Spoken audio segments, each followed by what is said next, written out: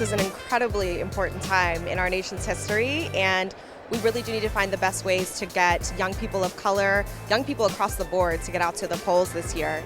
And they're not excited, and sometimes it's hard to blame them because they're feeling upset about some things that have been going on in our country, and we've really got to find ways to connect with them in a way that's meaningful and get them to see why voting is going to change their lives for the better.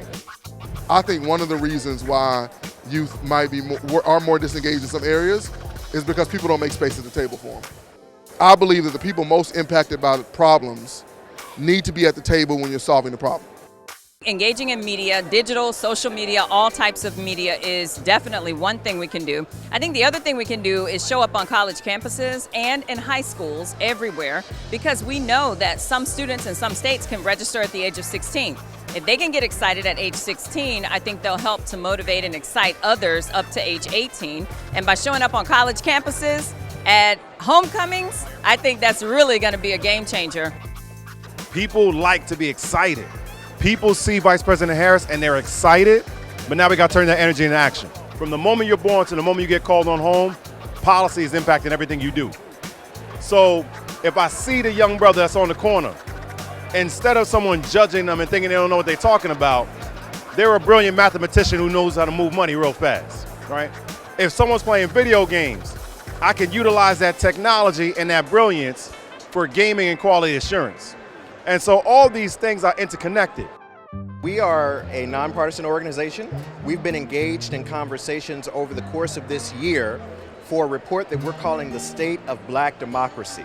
So we've literally been talking to young black people all over the country in places like Michigan and Texas and Georgia about what really matters to them. And what we've heard consistently from them is that they really want to see a transformational policy agenda that will actually improve the lived realities of black folks across the country. They want to hear a black agenda. They want to hear a message that's tailored at making sure that we are lifting up our communities, that we're creating opportunities for our communities, and that we're closing some of the equity gaps that exist in our society. The people in this room have no intimate relationship with real black men who are living with their backs against the razor edge of the wall. Black men who are struggling to pay their bills, to ensure that they have health care, or that even make sure they have a job. And that is the problem in our voting process. This is why we have a transactional nature with black men and the electoral system.